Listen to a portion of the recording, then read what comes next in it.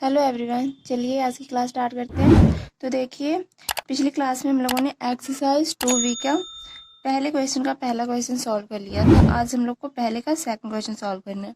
ठीक है, तो पहले देख लीजिए दिया क्या था। जिन्होंने कल की क्लास नहीं देखी होगी, क्या था, पहले हम लोग को बहुपद के शून्य ज्ञात करने थे। उसके बाद बहुपद के शून्य को और गुणांकों के बीच में जो संबंध होता है उसकी सत्यता की जांच करनी थी। ठीक है, तो चलिए अब दूसरा क्वेश्चन सॉल्व करते हैं। हाँ, तो ये रहा हम लोग का सेकंड क्वेश्चन। तो देखिए, मैंने पहले ही बताया था कि जब भी हम लोग को शून्य ज्ञात करने होते हैं तो सबसे पहले क्या करते हैं। सबसे पहले हम लोग इसको 0 के बराबर करते हैं। किसके बराबर करेंगे? 0 के बराबर। ठीक है, तो हम लोग इसको गुणनखंड विधि से सॉल्व कर रहे थे, तो इस वाले क्वेश्चन को भी हम लोग गुणनखंड विधि से सॉल्व करेंगे। तो गुणनखंड विधि सॉल्व करने के लिए सबसे पहले क्या करना होता है, देखिए सबसे पहले जो ये अचर पद जो होता है उसका हम लोग को स्क्वायर वाला जो पद होता है उसका गुणांक है जो 4, उसके साथ क्या करना होता है, मल्टीप्लाई। मतलब इसका इसमें मल्टीप्लाई करेंगे तो कितना आएगा, 4 आएगा। उसके बाद हम लोग को देखना होता है कि मल्टीप्लाई करने पे 4 आए और यहाँ पे प्लस है ना, तो जोड़ने पे कितना आए, जोड़ने पे भी 4 आए हम लोग का। ठीक है, तो देखिए आप लोग ऐसे क्वेश्चन ज़्यादा से ज़्यादा अगर सॉल्व करोगे ना तो आप लोग को गुणनखंड करने की जरूरत नहीं होगी, आप लोग माइंड में ही सोच लोगे। लेकिन अगर नहीं सोच पा रहे हो तो स्टार्टिंग में आप लोग ऐसे गुणनखंड कर लो 4 का। ठीक है, गुणनखंड कर लिया। अब हम लोग को क्या करना है, गुणा करने पे भी 4 आना चाहिए और जोड़ने पे भी। तो देखो, जो दो दो गुणा करेंगे तो 4 आ ही जाएगा और जोड़ेंगे तब भी 4 आ जाएगा हम लोग का। ठीक है, आप लोग ऐसे गुणनखंड करके चेक कर लेना। जब बहुत छोटा था, कुछ बड़े भी होते हैं, तो आप लोग गुणनखंड करके चेक कर सकते हो। अब देखिए गुणनखंड करते हैं हम लोग, तो यही आएगा। जहाँ माइनस है ना, जब माइनस रहता है उसके बाद हमेशा हम लोग क्या करते हैं, ब्रैकेट में रख लेते हैं ताकि हम लोग का प्लस माइनस गलत ना हो। तो कितना आया था, 2s प्लस 2s, क्योंकि जोड़ने पे हम लोग को 4 चाहिए था ना, जहाँ पे +1 तो ये रहेगा ही। अब देखिए, अब इस माइनस को क्या करेंगे, अंदर मल्टीप्लाई करेंगे। मतलब जब ब्रैकेट हटाना है हम लोग को, ब्रैकेट हटाएंगे, यहाँ पे क्या आ जाएगा, -2s और plus minus -2s plus 1 equal 0। ठीक है, अब देखिए एक जे और एक जे, दो पेयर बन गए। अब हम लोग को इनमें से अलग अलग कॉमन निकालना है। इसमें से देखिए कौन सा कॉमन निकलेगा। एक तो 2 हम लोग का कॉमन हो जाएगा और एक s, 2s कॉमन हो गया। तो देखिए 2 कॉमन हो गया तो यहाँ पे 4 है तो यहाँ पे 2 बचा, और यहाँ पे s स्क्वायर है, एक s हम लोगों ने बाहर लिया तो एक s बचेगा। ठीक है, जो 2s है यहाँ पे सिर्फ 1 बचेगा।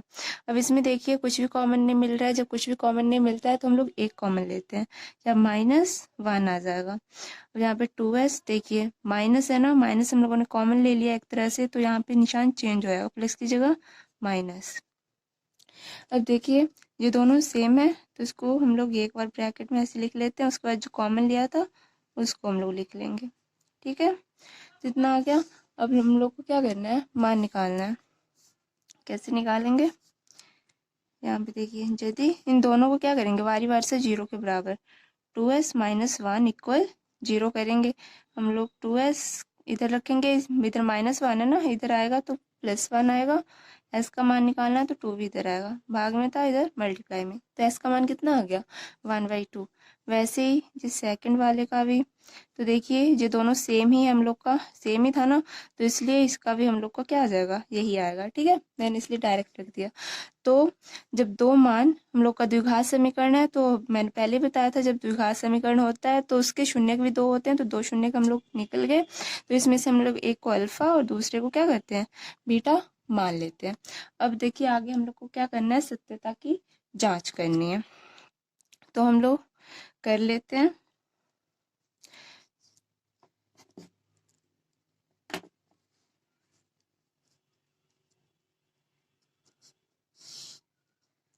लिखिए यहाँ पे सत्यता की जांच। ठीक है, अब सत्यता की जांच करने के लिए पहले जो हम लोग का क्वेश्चन है उसको हम लोग लिख लेंगे, 4s² -4s प्लस 1 इक्वल 0। तो देखिए यहाँ से अब हम लोग ना ABCD का मान निकालते हैं। अब कैसे निकालते हैं, ये मैंने बताया था। जो A होता है हम लोग का क्या होता है, वो जो भी अचर है स्क्वायर में होता है, मतलब मान लीजिए यहाँ पे एस है तो एस स्क्वायर का जो गुणांक है वही क्या है, ए का मान है। और जो एस का गुणांक है वो होता है बी। एस का गुणांक कितना है, 4 है ना, -4। और अचर पद हम लोग का क्या है, 1। ठीक है, ऐसे एबीसीडी का मान निकालेंगे, डी नहीं एबीसी तक ही है। देखिए इसमें मैं बहुत डिटेल से नहीं बता रही हूँ कि मत ये क्या कहते हैं, ये सब एबीसी कैसे निकाल रहे हैं हम लोग, ये शून्य वगैरह जो भी है, मतलब इसमें मैंने बताया है। लेकिन तो इससे पहले की जो वीडियो उसमें मैंने एकदम ज़्यादा डिटेल से बताया हुआ है।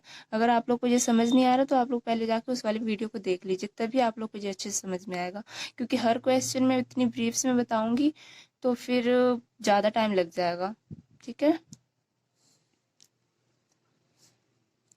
तो देखिए अब हम लोग को क्या करना है, एबीसीडी का मान निकल गया। तो सत्यता की जांच करने के लिए सबसे पहले हम लोग का जो शून्यक और गुणांकों के बीच संबंध होता है उसको लिखते हैं। तो पहला संबंध हम लोग का जो था वो क्या था, शून्यकों का योगफल। अब शून्यकों का जो योगफल होता है वो क्या होता है, alpha plus beta equal -v/a। ये मैंने आप लोग को पहले ही बता दिया है। ठीक है, जी आप लोग जाएंगे पीछे की वीडियो में, वहां आप लोग को पता चलेगा कि मतलब ये है क्या, कैसे आया है। ठीक है, यहाँ पे हम लोग डायरेक्ट मान पुट कर रहे हैं।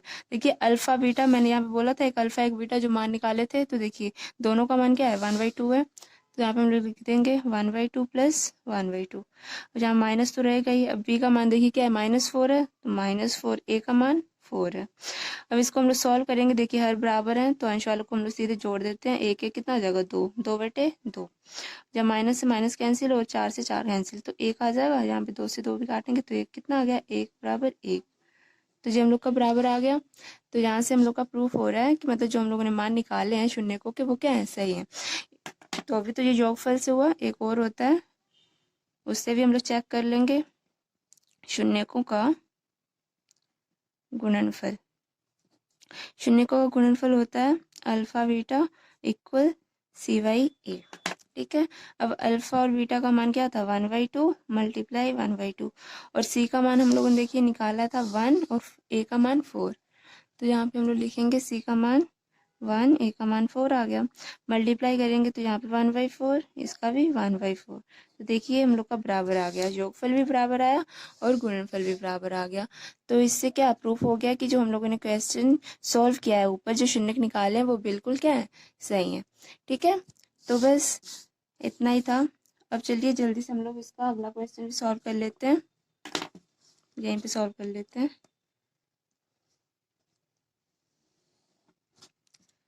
पहले का तीसरा क्वेश्चन, तो देखिए तीसरा क्वेश्चन दिया हुआ है 6x² - 3 - 7x। ठीक है, तो सबसे पहले हम लोग क्या करते हैं, इसको 0 के बराबर करेंगे। अब देखिए 0 को बराबर करेंगे और देखिए हमेशा जहाँ x² है तो जो x वाला पद होता है ना वो बीच में होता है। पहले इसको सही से हम लोग लिख देंगे, समीकरण जिस रूप में होता है। ठीक है, अचर जो होता है वो हमेशा लास्ट में होना चाहिए हम लोग का। ठीक है, तो ये हो गया। अब देखिए सबसे पहले क्या करेंगे, 3 का 6 में मल्टीप्लाई करेंगे, कितना आ जाएगा, 18। अब देखिए हम लोग को गुणा करने पे 18 चाहिए और जहाँ पे माइनस है ना तो घटाने पे 7। तो अब आप लोग सोचिए, अगर आप लोग नहीं सोच पा रहे हैं तो आप लोग क्या करेंगे, गुणनखंड कर लेंगे। लेकिन मैं अब गुणनखंड नहीं कर रही हूँ। देखिए सिंपली अगर 9 और 2 का मल्टीप्लाई करेंगे तो 18 आ जाएगा, 9 में से 2 घटाएंगे 7 आ जाएगा, हो गया। तो हम लोग लिख दे रहे हैं जल्दी से, जहाँ माइनस है ब्रैकेट लगा देते हैं। ठीक है, ये आ गया। अब ब्रैकेट हटाएंगे, ब्रैकेट हटाएंगे तो क्या आ जाएगा, यहाँ पे माइनस का मल्टीप्लाई अंदर हो जाएगा, यहाँ पे इतना आ जाएगा, ये तो रहेगा ही। अब देखिए अब पेयर बन गए, इसमें से अब कॉमन लेंगे तो कॉमन क्या ले सकते हैं, देखिए 3x कॉमन ले सकते हैं। अब 3x कॉमन लिया तो यहाँ पे क्या बचेगा, 2x, और यहाँ पे सिर्फ 3 बचेगा हम लोग का। ठीक है, और जहाँ पे देखिए कुछ कॉमन नहीं है, कुछ कॉमन नहीं होता है तो 1 लेते हैं। दोनों ब्रैकेट में सेम है तो इसको एक बार में हम लोग लिख लेंगे, और जो कॉमन लिया था उन सबों को एक ब्रैकेट में। ठीक है, अब हम लोग का क्या हो गया, कहाँ गया, सॉरी, मान निकालेंगे। इन दोनों को x के 0 के बराबर करेंगे। अब 0 के बराबर कर दिया माइनस 3 उधर लेके जाएंगे प्लस में आएगा, एक्स का मान कितना आ गया 3/2। और वैसे ही अब इसका भी मान निकालेंगे 3x, यहाँ पे 1 इधर माइनस में आएगा, -1/3। तो इसको अल्फा और इसको बीटा मान लेंगे। ठीक है, अब सत्यता की जांच के लिए जांच करनी है। जांच के लिए पहले जो क्वेश्चन दिया उसको हम लोग नोट डाउन कर लेंगे। ये यहाँ से हम लोग क्या ABCD का मान निकालते हैं। तो ये क्या होगा, x² का गुणांक ये होता है, x का गुणांक b होता है, और अचर पद जो होता है वो होता है c हम लोग का। निकल गया। अब जो हम लोग का संबंध था उसको लिखेंगे, शून्यकों का योगफल क्या होता है, alpha plus beta equal -v/a। तो अल्फा प्लस बीटा, अल्फा का मान आया था हम लोग का 3/2 और बीटा का मान आया था -1/3। और यहाँ पे देखिए b का मान -7 है और a का मान 6 है। अब यहाँ पे आ जाएगा 3/2 प्लस माइनस माइनस, और यहाँ पे माइनस से माइनस कैंसिल, यहाँ पे आ गया 7/6। अब देखिए इसको क्रॉस मल्टीप्लाई करेंगे, यहाँ पे 9 और यहाँ पे 2, और इन दोनों का आपस में होगा तो 6 कितना आ गया 7/6। जहाँ पे 9 में से 2 हटाएंगे तो यहाँ पे भी 7/6 और यहाँ पे भी 7/6। तो देखिए हम लोग का सेम आ गया। तो यहाँ से तो हम लोग का प्रूफ हो ही गया कि हम लोग का शून्यांक जो निकाले हैं वो सही है। गुणनफल वाले से भी देख लेते हैं। गुणनफल क्या होता है, अल्फा बीटा इक्वल c/a।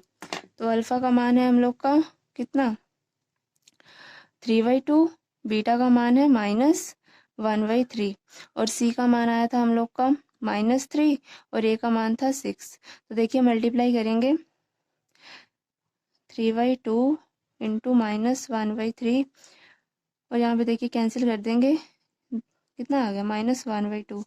यहाँ से 3 से 3 कैंसिल आ गया, यहाँ पे माइनस है तो यहाँ पे भी -1/2, यहाँ पे भी -1/2। देखिए ये भी क्या आ गया बराबर। तो जब दोनों बराबर आ गए तो हम लोग का क्या हो गया, प्रूफ हो गया कि हम लोग ने जो शून्य को मान निकाले थे वो बिल्कुल सही थे। ठीक है, तो चलिए क्लास ऑलरेडी बहुत ज़्यादा बड़ी हो गई है, तो आज हम लोग यहीं तक रखते हैं। बाकी क्वेश्चन अगली क्लास में सॉल्व करेंगे। ठीक है, अब चलते हैं, बाय बाय।